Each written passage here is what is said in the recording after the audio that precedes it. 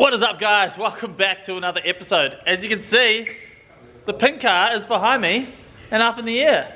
That's right. The Rotary E36 is finally getting some love and some attention. Woz is talking, of course, while we're trying to film, which is nice. Every time. I'm just gonna have a compilation, one video that's like 10 minutes long of just Woz talking through videos. So, the Rotary car is up on the hoist. It's getting some love. Damon's exhaust still looks absolutely fantastic, and it's actually taken a nice blue tinge, which looks freaking sick. It's definitely the nicest part on this car. But this is a very special moment for us here on the channel because we're using the gas MIG for the first time, and Woz loves it. But why are we using the gas MIG? Because we are putting power steering in this car on our rotary motor. So here's the 13B Rotary motor. Thank you, Marcus. No worries, appreciate mate. that. 13B Rotary in the car, working, running fine, but it's really hard to drive because it doesn't have power steering. So this is an E30 non-power steering rack and an E36, and we're taking that out. Actually, I think I can take it out now. You should be able to. You just touch on the. I've taken the bolt out there. Oh yeah, nice. Boom! Look at that. It comes out 2 seconds. That's it. Wasn't even bolted. So that's what I tried to do, was put the non-power steering rack from an E30 into this to see if it will make it steer better without going the full power steering route, because I was being lazy basically. It didn't work. So now we have Woz welding some brackets together with our new gas MIG. Because we're installing the power steering pump off the M52 motor that actually come out of this car onto the rotary motor. We figured that's easier because the power steering pump's made for the rack. Yeah, Tim's somewhere up here. And it's going to go... Not a lot of places to bolt off. Yeah, there's not much room, right? But that's where it's going to go, basically. Yep. And we're going to have a wee slot in one of the brackets so that we can tension up the belt. We'll get a custom size belt, whatever size we need. And we're going off the air conditioning pulley. So all pretty basic, really. But it's going to literally change the way this car drives. Also, Marcus is driving the rotary car at Drift X. Yeah, boy. So that's exciting, and that's why we're getting it ready. So 2 cars. The purple car's outside, but that thing's kind of good to go. It's got a bit of an oil leak, but we're not going to talk about that. Other than that, She proved herself at the skid pan. So. it did good. So I'm not going to touch that other than service it, button up a couple of things, bolt check it, and it'll be pretty much good to drive. I've still got 2 jerry cans of E85 left as well from the skid pan event. So tires, fuel, and that thing's good to go. But this thing definitely needs some love so that Marcus can drive it for 2 days straight with 0 issues. That's the plan. By the way, look at the tyre wear we get on this thing. We run so much camber, it literally has this much tyre on the road. You can see the difference in the colour. Like, it stops here, and then the best thing about that is you wear this out, flip the tyre, and you get to use the tyre again. Look at this. So good. So that's the inside where we've used it. This is the outside. Look at that, it's basically brand new. So you flip this tyre, chuck it back on, and you can use it again. That's called, for the price of one. it's economy, that is. It's so good. But Woz, you gonna start welding? He can't wait, he hates it when I talk. I'm sorry, you go ahead, mate, let's do it. While you're filming and stuff. Nah, it's good, you go. So what's the deal with this, what is this? This bracket is going to go up onto this bracket, and then I'm trying to... that point, the Overhaul. This end. Boom. In case anyone's wondering why it's double stacked, it's because we're trying to space it out. So Oh, so you can align it, right? Out 16 mil to get to the Sweet. same plane as the harmonic balancer. Good. Alright, Boom. Alright, so here's the power steering pump mounted, which is crazy to see. Very simple. As you can see here, we just got the plate. It's not final mounted, no. It's just, well, this is just, we're just dummy fitting at the moment, right? But, and then we're going to have another plate going where, Marcus? from that bolt hole to here, the plate's going to be slotted there so we can have some adjustment. And then we think, hopefully, that might be all we need, but we don't. Yeah, well, we might luck out when the 8mm plate's actually going to be perfect spacing between that, so we'll see. Correct. Woo! Alright, and she goes. Brackets welded up. We actually welded it to the bracket on the pump. Done. So it's all one swingy boy. Swings of this. This is the most Frankenstein car. Literally. 13B, E36, Ute. And then it's got the M52 power steering pump onto the 13B. That boy goes in here. Look at that, slot her up. Wriggle it in between some washers. Boom. And that goes in there. And then bam. That's so good, man. Adjustment. That's nice. Sitting right there. Looks good, man. Right there. then we need to get the belt that fits. Yep. Boom! I am so happy with that. Alright, so it is another day. We're back working on the pink car. Woz and Marcus made some fantastic progress with the power steering. Look at this. It's in. The belt's on. So basically what we had to do once we got the pump in with the custom brackets, we had to measure the shortest distance basically before the tension's put on, you know, the belt with a piece of string, or we used an old belt, cut it up and got the perfect distance. And then basically, so this one's called 4PK950. So you just ring up your local auto store and you ask for, so 4PK is because there's 4 ribs on the belt, so you can see 1, 2, 3, 4. So this one, for example, is a 5 rib, so that will be a 5PK. So we need a 4 rib one, so that's 4PK. And then 950 just means 950 millimeters in length, and that's the length we needed for our belt. So I've just put it on for now. It's kind of tensioned. I didn't tension it heaps because we've got to go ahead and still and finish off the lines. So we're going to use a stock line, which is right here. Fantastic. Just need to manipulate it a little bit to work with the setup that we have now. But the good thing is, so the power steering rack obviously fits in this car because it's made for the car. The power steering pump is also off this car, technically, off the M52 motor, but it's on a rotary, of course. But it's actually in basically the same position that it would be if it was on the M52 as well. So we did really well with positioning. And it just ended up being a very simple setup. And then what we do is, here's the reservoir here. So that's what supplies the fluid to the rack itself. So that just goes, we're going to put it right here. It's going to fit super nicely, looks really good in there. And we're going to riv nut it right here to the chassis rail. Put some nice riv nuts in, and that way we can bolt it in. And then it hooks up straight to the power steering pump beautifully. So that's how it's going to look. Now this car is getting an absolute birthday. It's getting the parts that it deserves. So when I built it, obviously we do the budget build theme on this channel. This thing isn't really a budget build. I mean, I did it on a budget, but it's still quite expensive. I'd say this thing cost me like 10 grand to build. So it's really important that I give this thing the time and attention it deserves to run the best that it can, especially if Marcus is driving it. Marcus is spending his money to enter the event. So I went out and bought a bunch of stuff for this car that it really needs. It's getting a full ignition overhaul. So we've got brand new coil packs, brand new leads, brand new spark plugs, and I tell you what, these things aren't cheap, 200 bucks for 4. Okay, so that means that we're giving this thing the best, the best chance possible to run as good as it possibly can.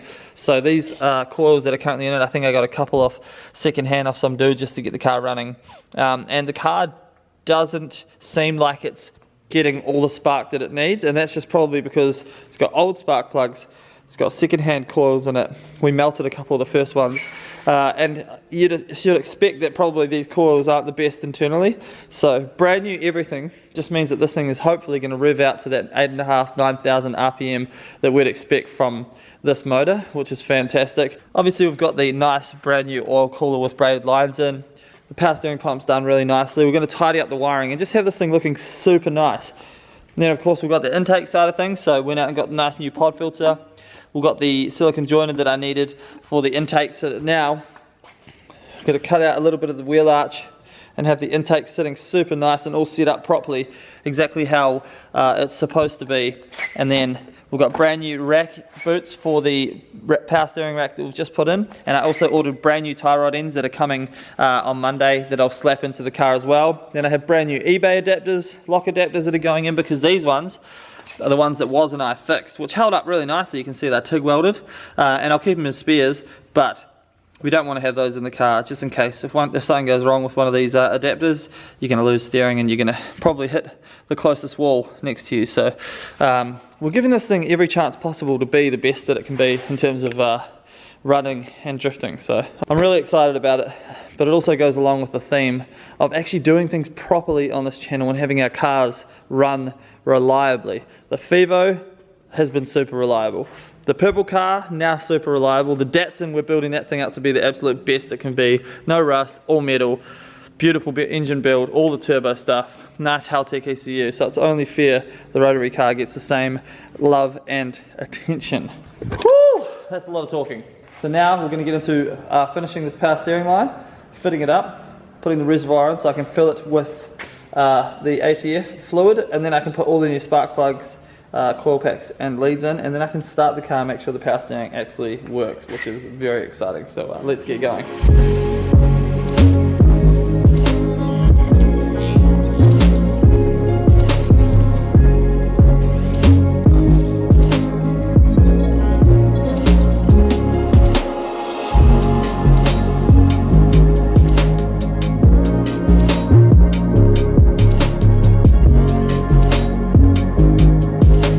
Alright, so our power steering lines are officially in.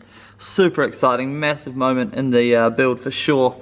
It's going to make this car so much easier to drive. So brand new banjo bolts all around, you can see them down right here.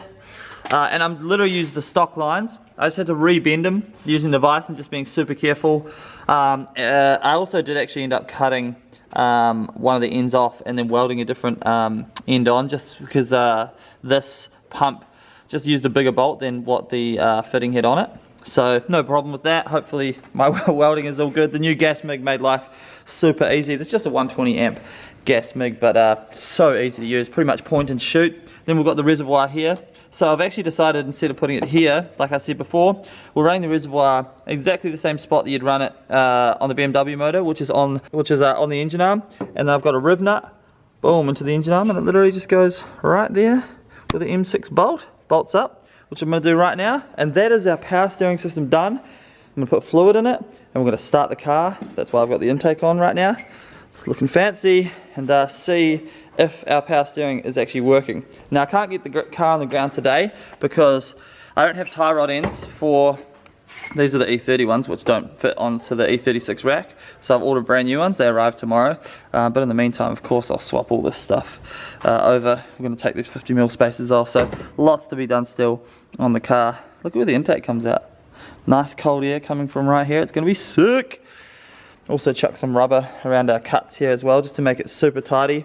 I'm just absolutely frothing getting this car outside, degreasing and cleaning this engine bay. It's going to come up a freaking treat, so I'm pumped. But yeah, let's get some fluid in it and see if this power steering works.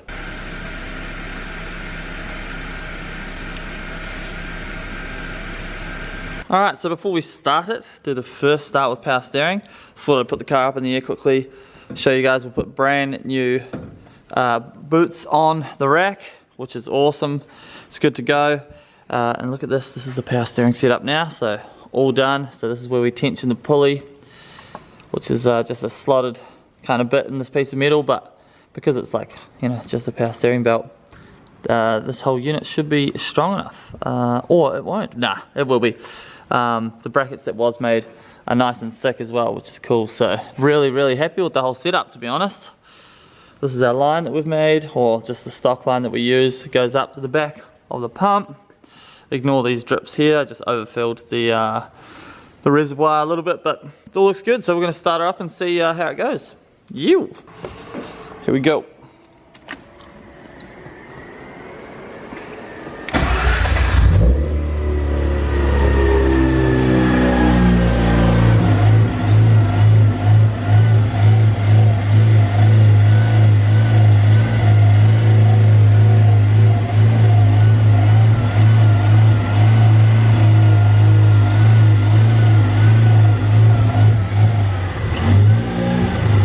No leaks.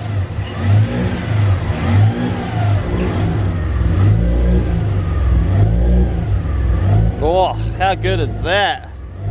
Ew. The true test will be when the car's on the ground, of course, but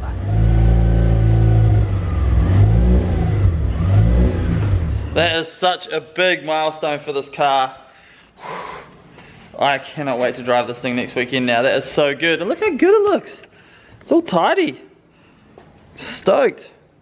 Alright, we'll move on to the ignition system now. We're going to get that smashed out. Coils, plug wires. Even though they're black and I really like the blue ones, we're going to replace them anyway. And of course, new spark plugs. Let's go! One of the best things about doing this is not in an RX-8. So in an RX-8 you literally have to like take the front wheel off and use like a million extensions and try and get the spark plugs out. But because this is a 13B and an E36, it's so accessible. It's right there. So very simple.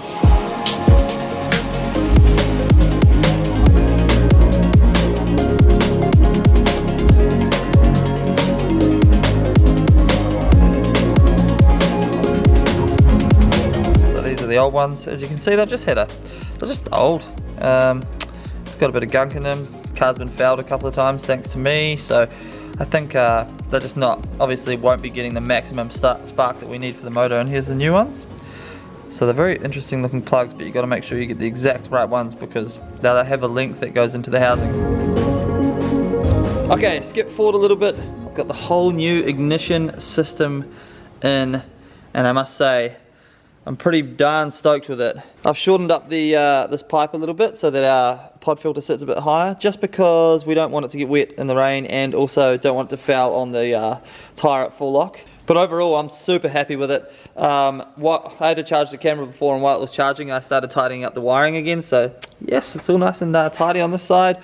Still got to do the ECU side of things, but quickly we'll just start it up, make sure it's all good. Also, don't know if I've mentioned this, but the ECU, I sent it away and I got a Bridgeport tune put on the ECU, which means without porting the motor, it should brap like a rotary, but it wasn't really doing it earlier, but I think that's my fault.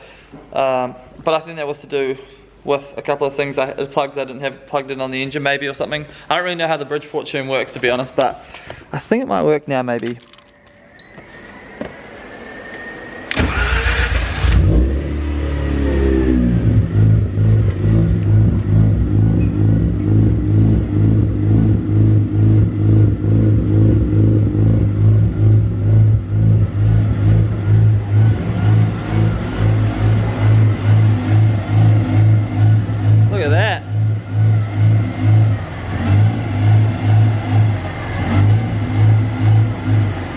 We're back. It's another day. Our tie rod ends have turned up. Brand new jobbies. Look at that. This car is getting the frickin' treatment, I tell you that much. Brand new eBay adapters. Boom. People give these things flack, but these things are frickin' dope. They work really well, especially for like beginners or people who are getting into the sport and don't want to spend $1 million on a lock kit. eBay lock adapters. Extended stock E36 lower control arms. These are 40mm extended, these ones, and boom, you have yourself a fantastic lock kit that you can go out there and drift on all day long. So I'm actually quite excited about that. Let's get it going. Yeah.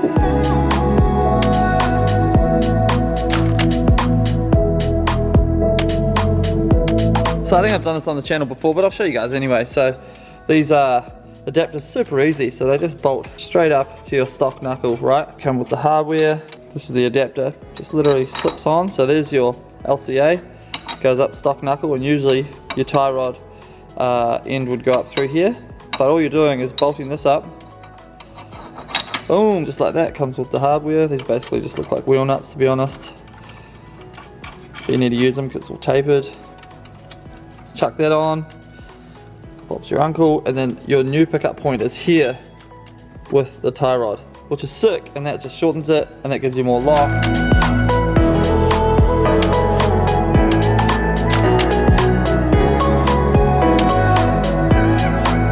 Boom, alright, that's this side done.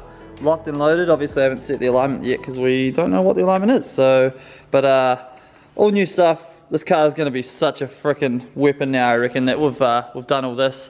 Pretty much kind of better than the purple car, to be honest. So now I know how cheap and easy it is to get the tie rod ends. I reckon I'll replace them in this car as well. Not that it needs it, because this car is driving super well. Look at this thing, man. This thing's so freaking dope. I love having it sitting in the shop. But yeah, this is done. This thing has bigger brakes on it than my purple car as well, because this is a stock 328 shell, so it has the big brakes on it, which is hilarious. So I'm going to get the other side done off camera real quick so we can get the car on the ground and kind of move forward, because I'm freaking itching to take this thing for a drive. Alright, all of our arms are in. All the knuckles are in. Pumped! So good. This car's getting the treatment. Nice. Cannot wait to degrease this whole setup now. But I've also done something else, and that is take the 50mm spacers that we have off the front of the car, because I've slammed the car out more and I want the wheels to sit under the guards, not on the guards, and also should make it more drivable.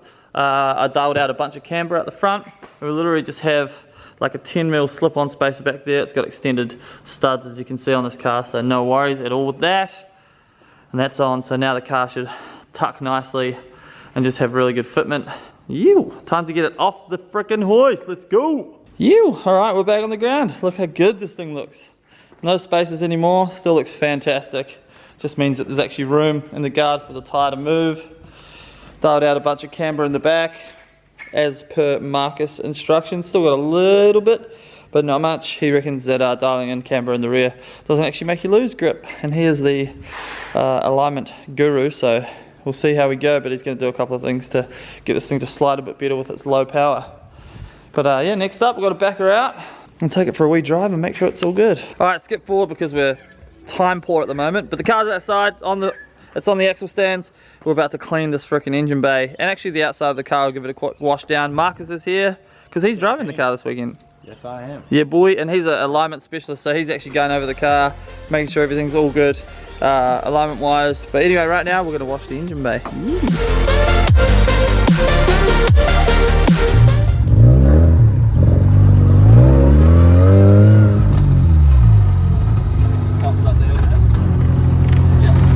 I don't think it's cops, I think it's just construction.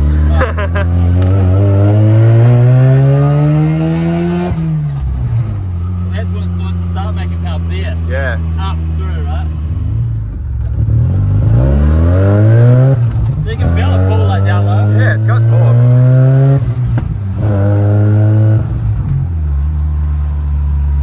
Surely the airfield actually can't be right. Yeah. What if you put it in second and punch it through there? Is it misfire or not? Or?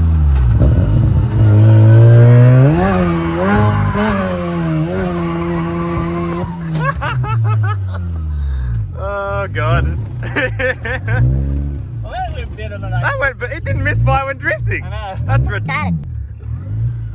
Sorry, people. Alright, this thing is clean as a whistle now. Looks good. Obviously we've lost the light. It's running well. You happy, man? Happy man. Getting more and more king by the day. Yeah. Yeah, as you saw, we took it for a wee slide around those two corners of that racetrack we were just on. And Professional drivers. yeah, we're professionals. And yeah, it loves it. We've just got a little bit of fuel pressure to dial in and just make sure that it's perfect. We need to put a fuel gauge on the line. But Marcus has tidied up the inside, give it a quick vacuum as well. Beautiful. Got a new seat railing because Marcus is bigger than me. Swap the passenger side with the driver's side. So. Hell yeah.